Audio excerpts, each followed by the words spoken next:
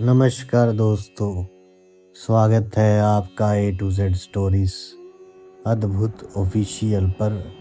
साधु संत फकीर गुरु रहबरों की सदा ही जय जयकार। सदगुरु कबीर जी महाराज एक दोहा कहते हैं, जो मिला सो गुरु मिला, चेला मिला न कोय, चेले को चेला मिले तब कुछ होए। तो होए कि जो मिलता है वो गुरु ही मिलता है, लेकिन चेला कोई नहीं मिलता। चेले को यदि चेला मिले तभी कुछ बात बन सकती है, नहीं तो बात नहीं बन सकती। ये दोहा बड़ा ही गूढ़ है, इसका अर्थ बड़ा ही गूढ़ है, लेकिन यदि इसे ध्यान से समझेंगे तो बात समझ में आ जाती है। इसके लिए आपको एक छोटी सी कहानी सुनाते हैं, ताकि आपको इस दोहे का जो गूढ़ अर्थ है वे समझ में आ जाए, और ये भी समझ में आ जाए कि हमें क्या करना चाहिए और क्या नहीं करना चाहिए। किस प्रकार चेले से चेला मिलता है तो बात बनती है, गुरु मिलने से बात नहीं बनती। तो यहाँ पर क्या कह रहे हैं, एक कछुए और खरगोश की कहानी आपने सुनी होगी, जिसमें कि एक जंगल के भीतर खरगोश बड़ा तेज दौड़ता था और कछुआ बड़ा धीरे। जाहिर सी बात है, कछुआ तो बेचारा धीरे धीरे ही चलेगा। अब खरगोश को अपनी रफ्तार का बड़ा घमंड था। जो शब्द मैं बोल रहा हूँ, अब इन शब्दों पर ज़रा ध्यान दीजिए कि मैंने शब्द क्या बोला, घमंड। ठीक है, एक एक जो भी आज वार्तालाप होगी उसमें शब्दों के ऊपर बारीकी से ध्यान दीजिएगा, तो कहानी आपको समझ में आ जाएगी। तो खरगोश को अपनी रफ्तार पर बड़ा घमंड था और बाकी जानवरों को अपनी तेजी का रोब दिखाता था और उनका मजाक उड़ाता था। कहने का मतलब है कि जिस प्रकार कोई साधक, उसको अगर थोड़ा सा इधर उधर का ज्ञान हो जाता है तो उसको बड़ा घमंड हो जाता है कि मुझे तो ये भी ज्ञान है, मुझे तो वो भी ज्ञान है। फिर हम दूसरों के गुरु बनकर बैठ जाते हैं। कोई कुछ बोलता है, हम बीच में कूद पड़ते हैं कि चलिए इसका जवाब हम देते हैं, जबकि स्वयं का अनुभव नहीं है। तो इसी प्रकार इस कहानी की एक एक जो वाक्या है कहानी का, उसमें भी ज्ञान की बात है। तो एक दिन खरगोश ने कछुए से कहा कि अरे कछुए भाई, तुम्हारी चाल तो इतनी धीमी है कि यदि तुम अभी चलना शुरू करो तो भी मैं सोकर भी तुम्हें हरा दूंगा, सोता सोता भी तुम्हें हरा सकता हूँ। तो कछुआ बेचारा शांत था, लेकिन उसको आत्मविश्वास था। तो उसने कहा कि ठीक है, चलो एक काम करते हैं, एक दौड़ लगा लेते हैं, पता चल जाएगा कि कौन जीतता है कौन हारता है। तो जंगल के जितने जानवर थे सब इस अजीब दौड़ को देखने के लिए इकट्ठा हो गए। सबको पता था कछुआ हारेगा, क्योंकि वे दौड़ नहीं सकता, खरगोश तेज दौड़ता है। लेकिन फिर भी सब लोग बोले चलो देखते हैं, ऐसी मूर्खता का काम कर रहे हैं तो कौन है, क्या कर रहे हैं। और अक्सर यही होता है, जो व्यक्ति थोड़ा इधर उधर की चीज़ें पढ़ लेता है, कहीं ग्रंथ कोई पढ़ लिया, कोई पुस्तक कहीं पढ़ ली, वो दूसरों के साथ इसी तरह, अच्छा तुम्हें ये पता है, चलो बताओ, फिर वे दूसरों से ज्ञान चर्चा करने बैठ जाता है। ये अहंकार का प्रतीक है, घमंड का प्रतीक है। तो इन्होंने भी दौड़ लगानी शुरू की। बहुत दौड़ते दौड़ते आगे निकल गया खरगोश, बिजली की तरह दौड़ा, और जब आगे निकल गया तो उसने सोचा अरे कछुआ तो कहीं दिख नहीं रहा, तो एक काम करता हूँ, पेड़ के नीचे मैं थोड़ा सुस्तिया लेता हूँ। अब उसने सोचा कछुआ तो बहुत पीछे है, क्यों ना थोड़ी देर आराम कर लूं, और लेट गया। उसको गहरी नींद आ गई। कछुआ बेचारा धीरे धीरे चलता रहा और अपने लक्ष्य की तरफ बढ़ता रहा। ना तो कहीं रुका, ना थका, कुछ नहीं। और जब खरगोश की आंख खुली तो उसने देखा कछुआ तो फिनिश लाइन के पास पहुंचा है। वो बेचारा दौड़ा घबरा कर, लेकिन तब तक देर हो चुकी थी, कछुआ जीत गया। अब इसमें ज़रा गौर कीजिए कि सबसे पहली चीज़ क्या थी, अहंकार। अहंकार जो साधक को हो जाता है, साधक को अहंकार ही नहीं होना चाहिए। साधक को कछुए की तरह आत्मविश्वासी होना चाहिए। साधक को ऐसा नहीं होना चाहिए, उसका मन इतना विचलित नहीं होना चाहिए कि वे ये सोचे कि नहीं, मुझे तो अभी सब कुछ जो है आ गया है, अभी मिल जाएगा, सब कुछ अभी मिल जाए। हर चीज़ संयम के साथ होती है। कछुए की तरह संयम रखना सीखिए, अपना कर्म करते रहिए, कर्म करना नहीं छोड़ना। जिस प्रकार कछुए ने कर्म करना छोड़ा नहीं, तो वे क्या हुआ, जीत हुई उसकी। और खरगोश कर्म किया लेकिन फिर छोड़ दिया, और अंत में क्या हुआ, पराजित हो गया। तो ज़रूरी नहीं कि आप बहुत धीरे धीरे चल रहे हैं तो आप जीतोगे, नहीं, आप जीतोगे, आत्मविश्वास होना चाहिए। कछुए की जीत के बाद जंगल में खुशी की लहर दौड़ गई। जो भी सुने आश्चर्य करे, अरे कछुआ जीत गया, खरगोश हार गया। सभी जानवर ताली बजाए और कछुए की मेहनत की प्रशंसा करी, सराहना करी। खरगोश शर्मिंदा था, सिर झुका हुआ और सोच में डूब रहा था, गलती कहाँ हो गई। तो इस कहानी में देखिए जाए, दो साधक हैं, एक कछुआ एक खरगोश। एक को अहंकार है इसलिए वे हारा, दूसरा उसको नींद आ गई। यानी कि जब कोई व्यक्ति सहज भाव नहीं रखता, हड़बड़ी करता है, जल्दबाजी करता है, तो वे जल्दी ही थक जाता है, उसका मन विचलित हो जाता है। जिस प्रकार खरगोश शुरू में बहुत तेज़ी से दौड़ा और फिर थक गया और फिर गहरी नींद में सो गया, ठीक इसी प्रकार साधक अगर सहज भाव नहीं रखेगा तो वे जल्दी ही विचलित हो जाएगा। कुछ ही दिन की साधना के बाद वे सोचेगा, अरे कुछ हो नहीं रहा, कुछ हो नहीं रहा। होने के लिए सिर्फ 1 सेकंड चाहिए होता है, एक पल में दीदार हो जाता है, लेकिन वे दीदार तब होता है जब लो या तार आपकी उस मालिक से जुड़ जाती है।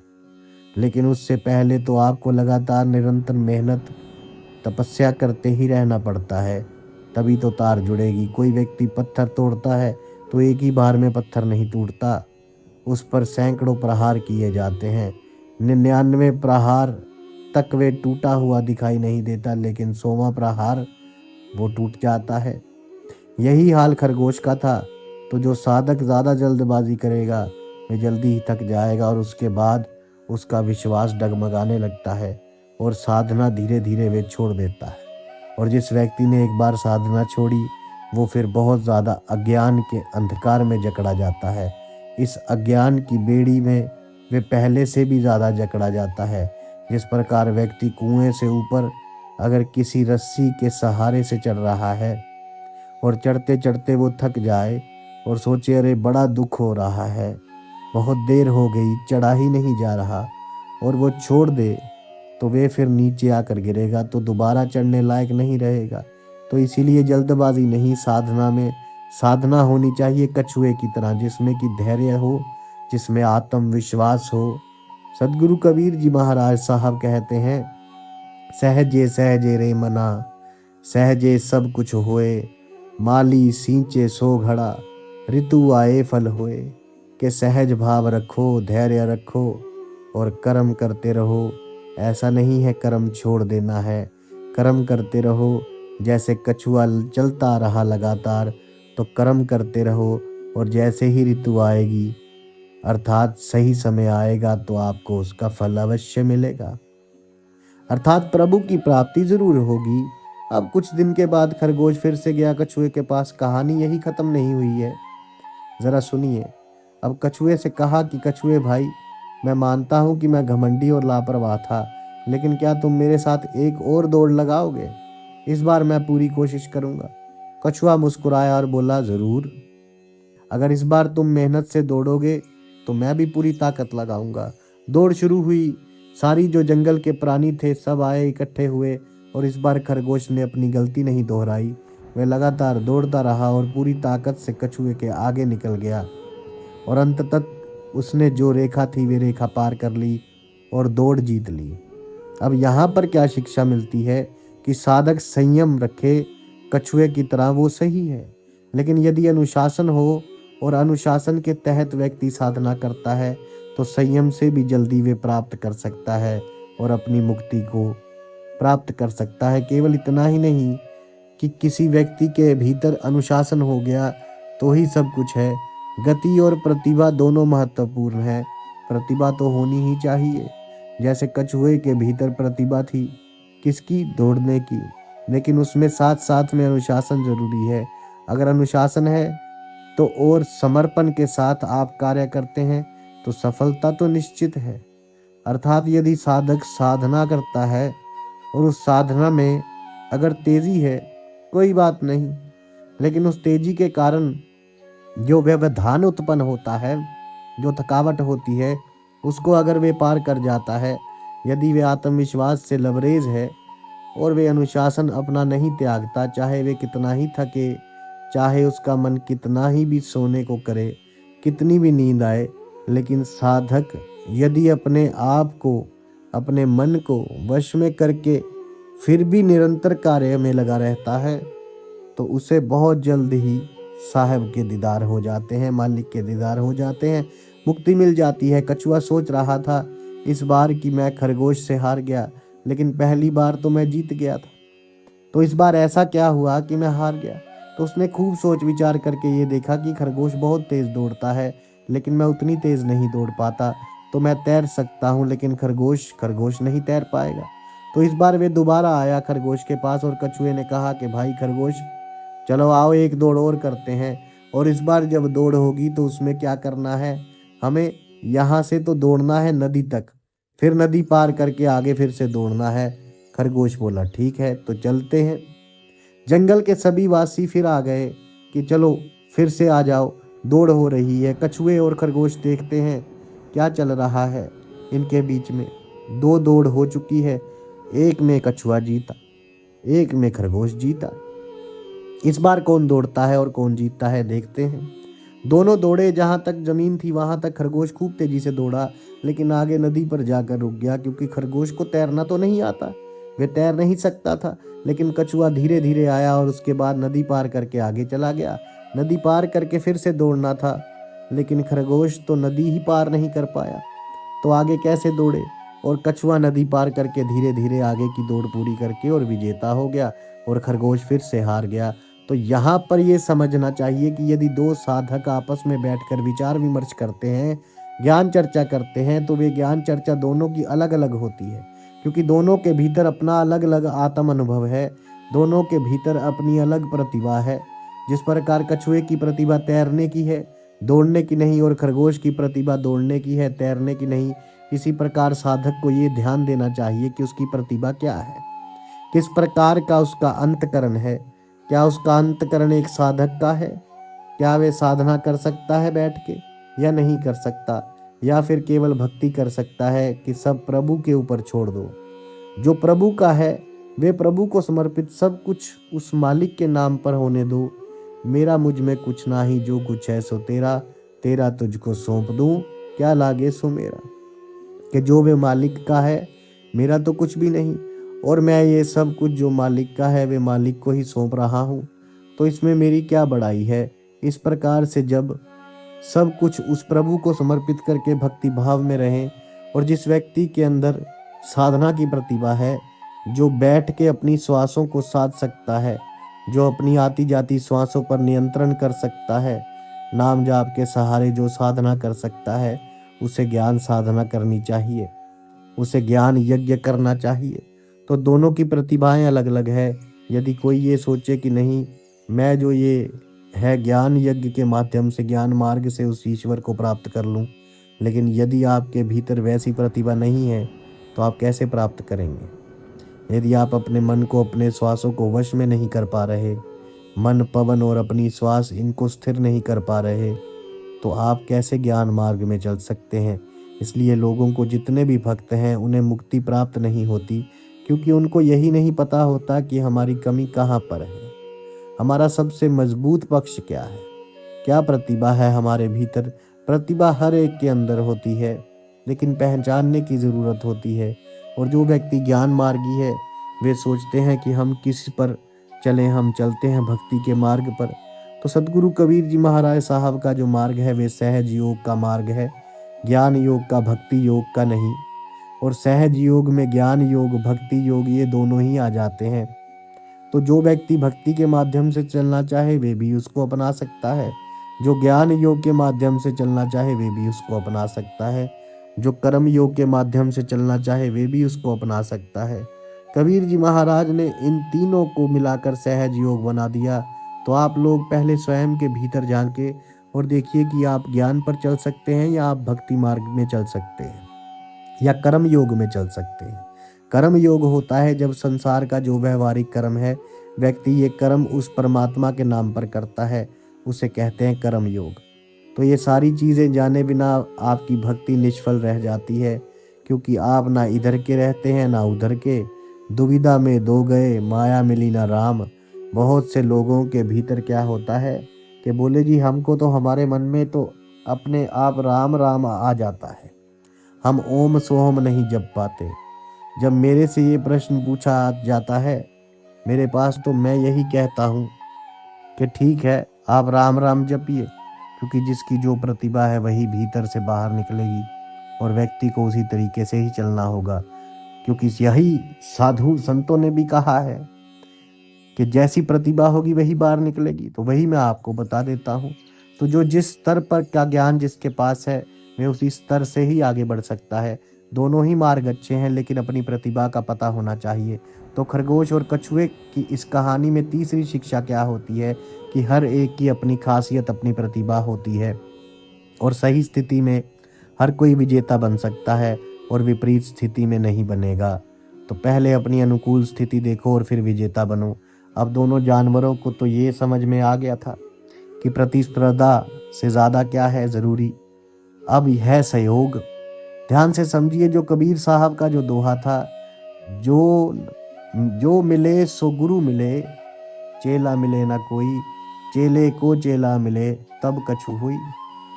तो हुए इसका क्या मतलब है कि जो मिलता है वो गुरु मिलता है। गुरु कौन है? जो ज्ञान देता है। कि ज्ञान देने वाला उपदेश देने वाला हर कोई मिलता है, लेकिन चेला नहीं मिलता। चेला कौन है? जो ज्ञान ग्रहण करे, जो शिक्षा ग्रहण करना चाहता है। कि शिक्षा ग्रहण कोई नहीं करना चाहता, दूसरे को शिक्षा सब देना चाहते हैं। लेकिन बात कब बनती है? बात तब बनती है जब चेले से चेला मिलता है, मतलब शिक्षा ग्रहण करने वाले से दूसरा चेला मिलता है।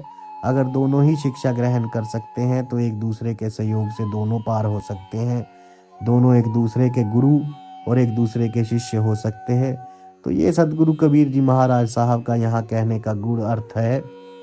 ठीक इसी प्रकार जिस प्रकार कछुए और खरगोश ने एक बार फिर से स्पर्धा की, दोनों ने तय किया कि इस बार दौड़ेंगे, लेकिन इस बार जो दौड़ होगी वे एक दूसरे को हराने के लिए नहीं होगी, बल्कि इस बार जीतने के लिए होगी।